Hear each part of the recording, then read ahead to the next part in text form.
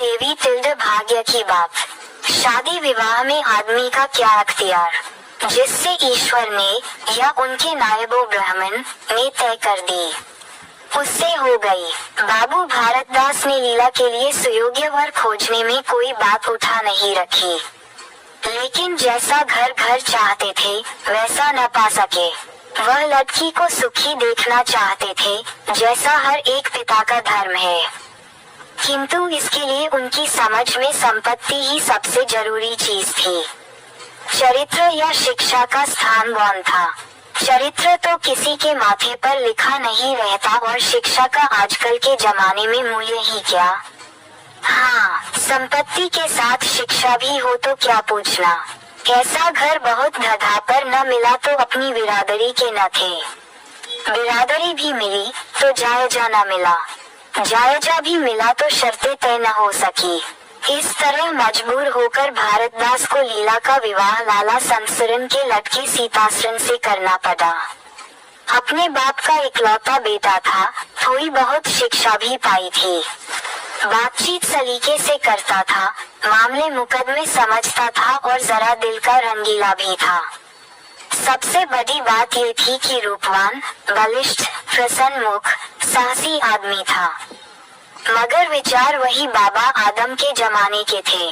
पुरानी जितनी बातें हैं सब अच्छी, नई जितनी बातें हैं सब खराब है।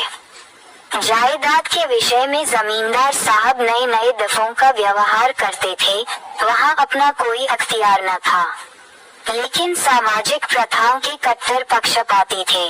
सीतासरन अपने बाप को जो करते या कहते वही खुद भी कहता था, उसमें खुद सोचने की शक्ति ही न थी।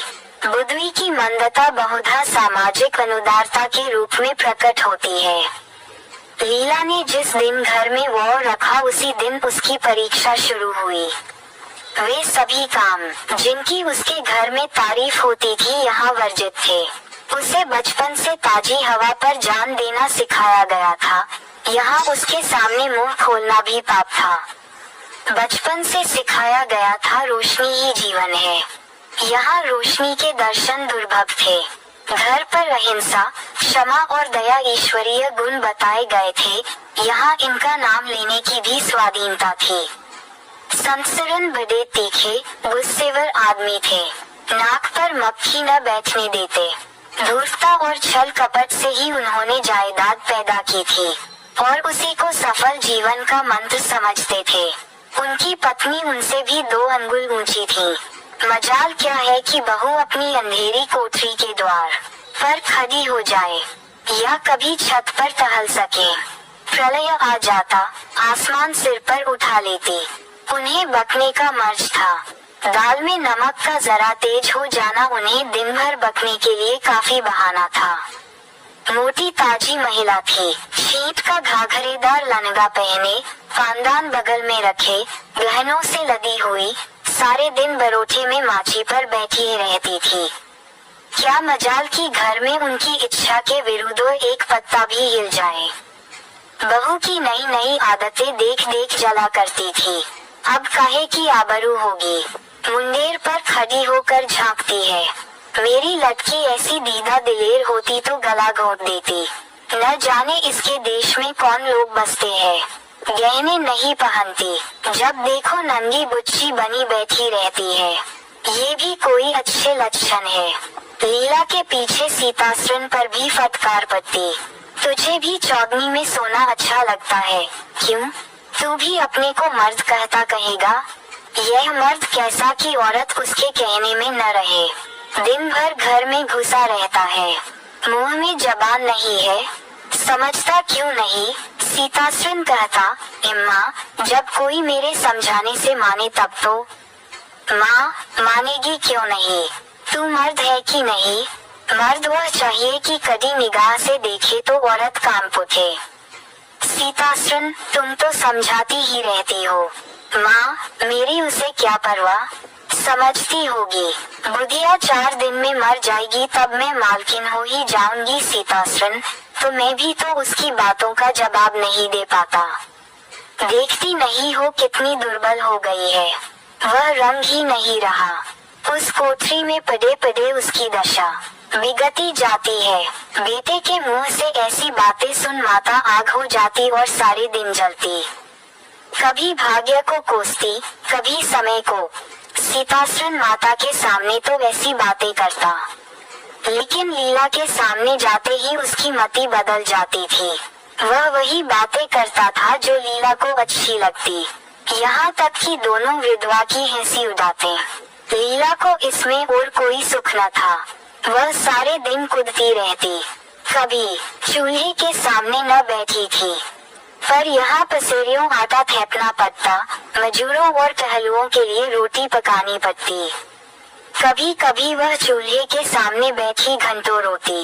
ये बात न थी कि यह लोग कोई महाराज रसोईया न रख सकते हो, पर घर की पुरानी प्रथा यही थी कि बहू खाना पकाए और उस प्रथा का निभाना जरूरी था। सीतासुरन को देखकर लीला का संतप्त हृदय एक क्षण के लिए शांत हो जाता था। दिन थे और संध्या का समय था। बाहर हवा चलती, भीतर देर फूकती थी। लीला कोठरी में बैठी एक किताब देख रही थी कि सीतासुरन ने आकर कहा, यहाँ तो बड़ी गर्मी है, बाहर बैठो। लीला, ये गर्मी तो उन तानों से अच्छी है जो अभी सुनने पड़ेंगे। सीतासुरन, आज अगर बोली तो मैं भी बिगड़ जाऊंगा। लीला, तब तो मेरा घर में रहना भी मुश्किल हो जाएगा। सीतासुरन, बला से अलग ही रहेंगे। लीला, मैं मर भी लाऊं तो भी अलग रहूं। वह जो कुछ कहती सुनती है, अपनी समझ से मेरे भले ही के लिए कहती सुनती है। उन्हें मुझसे कोई दुश्मनी थोड़ी ही है। हाँ, हमें उनकी बातें अच्छी न लगे, ये दूसरी बात है।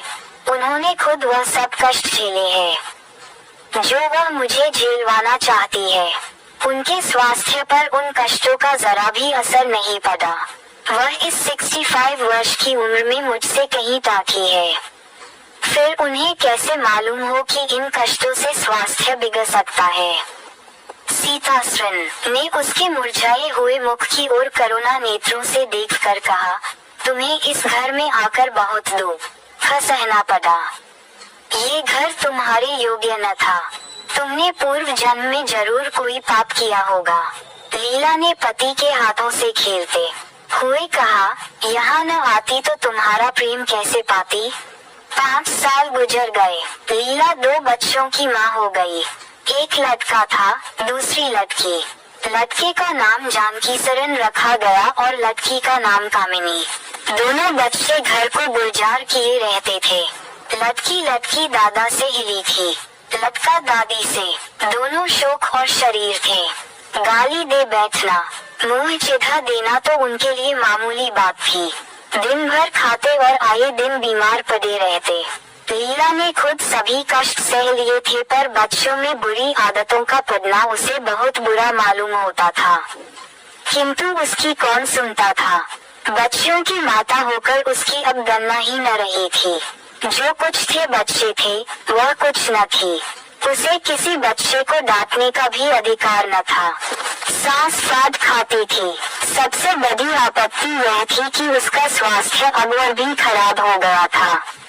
प्रसव काल में उसे वे भी अत्याचार सहने पड़े जो अज्ञान, मूर्खता और अंधविश्वास ने सर की रक्षा के लिए बंद रखे हैं। उस काल कोठरी में जहाँ न हवा का गुजर था, न प्रकाश का, न सफाई का, चारों ओर दुर्गंध और सी और गंदगी भरी हुई थी। उसका कोमल शरीर सूख गया। एक बार जो कसर रह गई वह दूसरी बार पूरी हो गई। चेहरा पीला पड़ गया, आंखें घंस गईं। ऐसा मालूम होता बदन में खून ही नहीं रहा, सूरत ही बदल गई। गर्मियों के दिन थे। एक तरफ आम पके, दूसरी तरफ खरबूजे। इन दोनों फलों की ऐसी अच्छी फसल कभी न हुई थी। अब की इनमें इतनी मिठास न जाने कहाँ से आई थी कि कितना ही खाओ मन न भरे। संसुरन के इलाके से आम और खरबूजे के टोकरे भरे चले आते थे। सारा घर खूब उछल उछल खाता था। बाबू साहब पुरानी हड्डी के आदमी थे। सवेरे 1 सैकड़े आमों का नाश्ता करते, फिर पसेरी भर खरबूज चट कर जाते। मालकिन उनसे पीछे रहने वाली न थी। उन्होंने तो एक वक्त का भोजन ही बंद कर दिया। अनाज सड़ने वाली चीज नहीं, आज नहीं कल खर्च हो जाएगा। आम और खरबूजे तो एक दिन भी नहीं ठहर सकते। शुद्धनी थी और क्या, यूं ही हर साल दोनों चीजों की रेल पेल होती थी, पर किसी को कभी कोई शिकायत न होती थी। कभी पेट में गिरानी मालूम हुई तो हट की फनकी मार ली। एक दिन बाबू संसरन के पेट में मीठा मीठा दर्द होने लगा। आपने उसकी परवाह न की, आम खाने बैठ गए। सैकड़ा पूरा करके उठे ही थे कि कई हुई, गिर पड़े फिर तो तिल तिल करके पर कई और दस्त होने लगे। हैजा हो गया। शहर के डॉक्टर बुलाए गए, लेकिन आने के पहले ही बाबू साहब चल बसे थे। रोना पीटना मच गया। संध्या होते होते लाश घर से निकली। लोग दाह क्रिया करके आधी रात को लौटे तो मालकिन को भी कई दस्त हो रहे थे। फिर दौड़ धूप शुरू हुई, लेकिन सूर्य निकलते निकलते वह भी सिधार गई। स्त्री पुरुष जीवन पर्यंत एक दिन के लिए भी अलग न हुए थे। संसार से भी साथ ही साथ गए। सूर्यास्त के समय पति ने प्रस्थान किया, सूर्योदय के समय पत्नी ने। लेकिन मुसीबत का अभी अंत न हुआ था। लीला तो संस्कार की तैयारियों में लगी थी। मकान की सफाई की तरफ किसी ने ध्यान न दिया। तीसरे दिन दोनों बच्चे दादा दादी के लिए रोते रोते बैठक में जा पहुंचे। वहाँ एक आले का खरबूजज कटा हुआ पड़ा था। 2-3 कलमी आम भी रखे थे। इन पर मक्खियाँ भिनक रही थीं। जानकी ने एक तिपाई पर चढ़कर दोनों चीजें उतार लीं और दोनों ने मिलकर खाई। शाम होते दोनों को हैजा हो गया और दोनों माँ बाप को रोता छोड़ चल बसे। घर में अंधेरा हो गया। 3 दिन पहले जहाँ चारों तरफ चहल पहल थी, वहाँ अब सन्नाटा छाया हुआ था। किसी के रोने की आवाज भी सुनाई न देती थी। रोता ही कौन, ले दे के कुल 2 प्राणी रह गए थे और उन्हें रोने की सुधि न थी। लीला का स्वास्थ्य पहले भी कुछ अच्छा न था, अब तो वह और भी बेजान हो गई। उठने बैठने की शक्ति भी न रही। हरदम खोई सी रहती, न कपड़े लत्ते की सुधि थी, न खाने पीने की। उसे न घर से वास्ता था, न बाहर से। जहाँ बैठती वही बैठी रह जाती। महीनों कपड़े न बदलती, सिर में तेल न डालती। बच्चे ही उसके प्राणों के आधार थे। जब वही न रहे तो मरना और जीना बराबर था। रात दिन यही मनाया करती कि भगवान यहाँ से ले चलो। सुख दुख सब भुगत चुकी, अब सुख की लालसा नहीं है। लेकिन बुलाने से मौत किसी को आई है। सीताश्रम भी पहले तो बहुत रोया धोया, यहाँ तक कि घर छोड़कर भागा जाता था। लेकिन ज्यों-ज्यों दिन गुजरते थे बच्चों का शोक उसके दिल से मिटता था। संतान का दुख तो कुछ माता ही को होता है। धीरे धीरे उसका जी संभल गया। पहले की भांति मित्रों के साथ हंसी दिल लगी होने लगी। यारों ने और भी चंद पर चाया। अब घर का मालिक था, जो चाहे कर सकता था। कोई उसका हाथ रोकने वाला नहीं था। सैर सपाटे करने लगा तो लीला को रोते देख उसकी आंखें सजग हो जाती थीं। कहाँ अब उसे उदास और शोकमग्न देखकर झुंझला उठता। जिंदगी रोने ही के लिए तो नहीं है। ईश्वर ने लटके दिए थे, ईश्वर ने ही छीन लिए। क्या लटकों के पीछे प्राण दे देना होगा? लीला ये बातें सुनकर भौचक रह जाती। पिता के मुंह से ऐसे शब्द निकल सकते हैं? संसार में ऐसे प्राणी भी है। होली के दिन थे, मर्दाना में गाना बजाना हो रहा था। मित्रों की दावत का भी सामान किया गया था। अंदर लीला जमीन पर पड़ी हुई रो रही थी। त्योहार के दिन उसे रोते ही कटते थे। आज बच्चे बच्चे होते तो अच्छे अच्छे कपड़े पहने कैसे उछलते फिरते। वही न रहे तो कहाँ की तीज और कहाँ के त्योहार। सहसा सीताश्रम ने आकर कहा, क्या दिन भर रोती ही रहोगी? जरा कपड़े तो बदल डालो, आदमी बन जाओ। यह क्या तुमने अपनी गत बना रखी है? लीला, तुम जाओ अपनी महफिल में बैठो, तुम्हें मेरी क्या फिक्र पड़ी है? सीताश्रम, क्या दुनिया में और किसी के लटके नहीं मरते? तुम्हारे ही सिर पर मुसीबत आई है। लीला, ये बात कौन नहीं जानता। अपना अपना दिल ही तो है, उस पर किसी का बस है। सीताश्रन मेरे साथ भी तो तुम्हारा कुछ कर्तव्य है। लीला ने कुतूहल से पति को देखा, मानो उसका आशय नहीं समझी, फिर मुंह फेर कर रोने लगी। सीताश्रन मैं अब इस मनहूसत का अंत कर देना चाहता हूँ। अगर तुम्हारा अपने दिल पर काबू नहीं है तो मेरा भी अपने दिल पर काबू नहीं है। मैं अब जिंदगी भर मातम नहीं मना सकता। लीला, तुम रंग राग मनाते हो, मैं तुम्हें मना तो नहीं करती। मैं रोती हूँ तो क्यों नहीं रोने देते? सीताश्रन, मेरा घर रोने के लिए नहीं है। लीला, अच्छी बात है, तुम्हारे घर में न रोऊंगी। लीला ने देखा, मेरे स्वामी मेरे हाथ से निकले जा रहे हैं।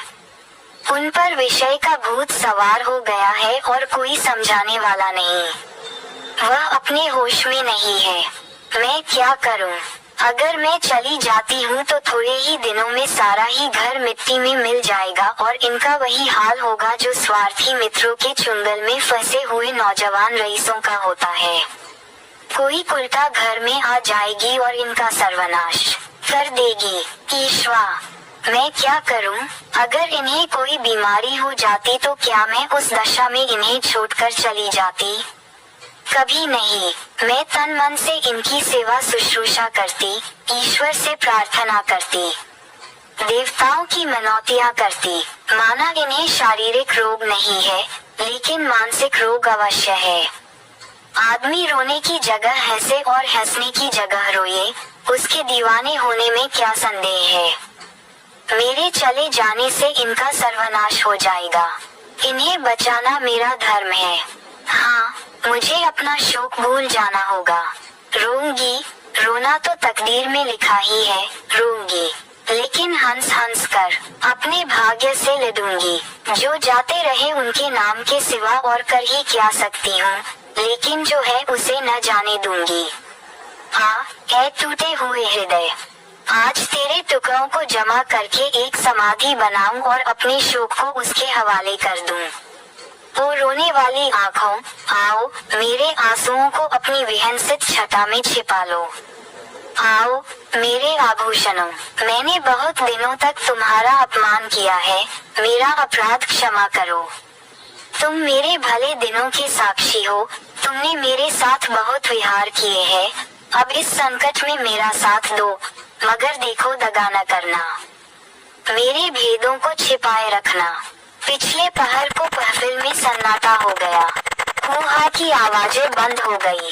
लीला ने सोचा क्या लोग कहीं चले गए या सो गए। एकाएक सन्नाटा क्यों छा गया? जाकर दहलीज में खड़ी हो गई और बैठक में झांक कर देखा। सारी देह में एक ज्वाला सी दौड़ गई। मित्र लोग विदा हो गए थे, समाजियों का पता न था। केवल एक रमणी मसनद पर लेटी हुई थी और सीताश्रन सामने झुका हुआ उससे बहुत धीरे धीरे बातें कर रहा था। दोनों के चेहरों और आंखों से उनके मन के भाव साफ झलक रहे थे।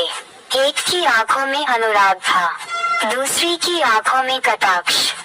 एक भोला भोला हृदय एक मायाविनी रमणी के हाथों लुटा जाता था। लीला की संपत्ति को उसकी आंखों के सामने एक छलिनी चुराई जाती थी। लीला को ऐसा क्रोध आया कि इसी समय चलकर इस कुलटा को आधे हाथों लूं। ऐसा दुकारूं वह भी याद करे, खड़े खड़े निकाल दूं। वह पत्नी भाव जो बहुत दिनों से सो रहा था, जाग उठा और विकल करने लगा, पर उसने जब्त किया। वेग में दौड़ती हुई तृष्णाएं एकसाथ न रोकी जा सकती थी। वह उल्टे पांव भीतर लौट आई और मन को शांत करके सोचने लगी। वह रूप रंग में, हाव भाव में, नखरे तिल्ले में उस दुष्टा की बराबरी नहीं कर सकती। बिल्कुल चांद का टुकड़ा है, अंग अंग में स्फूर्ति भरी हुई है, पोपो में मत छलक रहा है। उसकी आंखों में कितनी तृष्णा है, तृष्णा नहीं बल्कि ज्वाला। लीला उसी वक्त आईने के सामने गई। आज कई महीनों के बाद उसने आईने में अपनी सूरत देखी। उस मुख से एक आह निकल गई। शोक न उसकी काया पलट कर दी थी। उस रमणी के सामने वह ऐसी लगती थी जैसे गुलाब के सामने जूही का फूल। सीताश्रन का खुमार शाम को टूटा। आंखें खुली तो सामने लीला को खड़े मुस्कुराते देखा। उसकी अनोखी छवि आंखों में समा गई। कैसे खुश हुए मानो बहुत दिनों के वियोग के बाद उससे भेंट हुई हो। उसे क्या मालूम था कि यह रूप भरने के लिए कितने आंसू बहाए हैं। कैशों में यह फूल गूंजने के पहले आंखों में कितने मोती पिरोए हैं। उन्होंने एक नवीन प्रेमोत्साह से उठकर उसे गले लगा लिया और मुस्कुराकर बोले, आज तो तुमने बड़े बड़े शास्त्र सजा रखे हैं, कहाँ भागूं? लीला ने अपने हृदय की ओर उंगली दिखकर कहा, यहाँ आ बैठो, बहुत भागे फिरते हो, अब तुम्हें बांध कर रखूंगी। बाग की बहार का आनंद तो उठा चुके, अब इस अंधेरी कोठरी को भी देख लो। सीताश्रम ने जर्जरित होकर कहा, उसे अंधेरी कोठरी मत कहो लीला, वह प्रेम का मानसरोवर है। इतने में बाहर से किसी मित्र के आने की खबर आई। सीताराम चलने लगे तो लीला ने हाथ उनका पकड़कर हाथ कहा, मैं न जाने दूंगी। सीताश्रम, अभी आता हूँ। लीला, मुझे डर है कहीं तुम चले न जाओ। सीताश्रम बाहर आए तो मित्र महाशय बोले, आज दिन भर सोते हो क्या? बहुत खुश नजर आते हो। इस वक्त तो वहाँ चलने की ठहरी थी ना, तुम्हारी राह देख रही है। सीताश्रम, चलने को तैयार हूँ, लेकिन लीला जाने नहीं देगी। मित्र निरे गाँव दे ही रहे। आ गए फिर बीवी के पंजे में, फिर किस बिस्ते पर गरमाए थे। सीताश्रम, लीला ने घर से निकाल दिया था, तब आश्रय ढूंढता फिरता था। अब उसने द्वार खोल दिए है और खड़ी बुला रही है। मित्र, आज वह आनंद कहाँ? घर को लाख सजाओ तो क्या बाग हो जाएगा। सीताश्रम, भाई, घर बाग नहीं हो सकता, पर स्वर्ग हो सकता है। मुझे इस वक्त अपनी क्षुद्रता पर जितनी लज्जा आ रही है, वह मैं ही जानता हूँ। जिस संतान शोक में उसने अपने शरीर को घुला डाला और अपने रूप लावण्य को मिटा दिया, उसी शोक को केवल मेरा एक इशारा पाकर उसने भुला दिया। ऐसा भुला दिया मानो कभी शोक हुआ ही नहीं। मैं जानता हूँ वह बड़े से बड़े कष्ट सह सकती है। मेरी रक्षा उसके लिए आवश्यक है। जब अपनी उदासीनता के कारण उसने मेरी दशा बिगड़ते देखी तो अपना सारा शोक भूल गई। आज मैंने उसे अपने आभूषण पहनकर मुस्कुराते हुए देखा तो मेरी आत्मा पुलकित हो उठी। मुझे ऐसा मालूम हो रहा है कि वह स्वर्ग की देवी है और केवल मुझ जैसे दुर्बल प्राणी की रक्षा करने भेजी गई है। मैंने उसे कठोर शब्द कहे, वे अगर अपनी सारी संपत्ति बेचकर भी मिल सकते तो लौटा लेता। लीला वास्तव में स्वर्ग की देवी है। देवी तिल्ड रात बीत चुकी थी। मैं बरामदे में खड़ा था। सामने अमीनुद्दौला पाक नींदम में डूबा खड़ा था। सिर्फ एक औरत एक तकियादार वेचा पर बैठी हुई थी। पाक के बाहर सारे एक फकीर खड़ा राहगीर को दुआएं दे रहा था। खुदा और रसूल का वास्ता, राम और भगवान का वास्ता, इस अंधे पर रहम करो। सड़क पर मोटरों और सवारियों का तांता बंद हो चुका था। इक्के दुक्के आदमी नजर आ जाते थे। फकीर की आवाज जो पहले नक्कारखाने में तोती की आवाज थी, अब खुले मैदान की बुलंद पुकार हो रही थी। एकाएक वह औरत उठी और इधर उधर चौकन्नी आंखों से देखकर फकीर के हाथ में कुछ रख दिया और फिर बहुत धीमे से कुछ कहकर एक तरफ चली गई। फकीर के हाथ में कागज का टुकड़ा नजर आया जिसे वह बार बार मल रहा था। क्या उस औरत ने ये कागज दिया है? यह क्या रहस्य है? उसके जानने के कुतूहल से अधीर होकर मैं नीचे आया और फकीर के पास खड़ा हो गया। मेरी आहट पाते ही फकीर ने उस कागज के पुर्जे को 2 उंगलियों से दबाकर मुझे दिखाया और पूछा, बाबा देखो ये क्या चीज है? मैंने देखा 10 रुपये का नोट था। बोला 10 रुपये का नोट है, कहाँ पाया?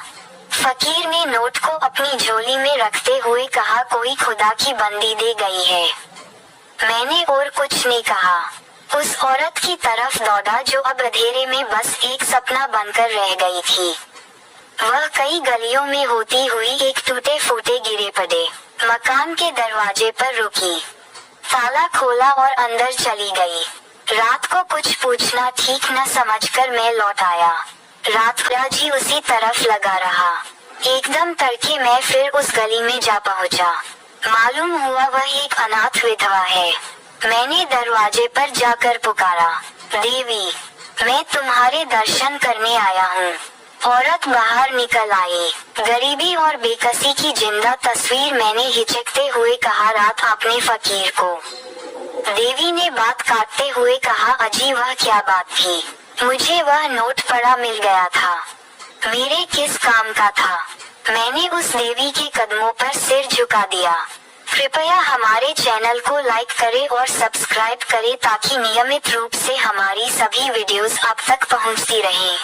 Please like, share and subscribe.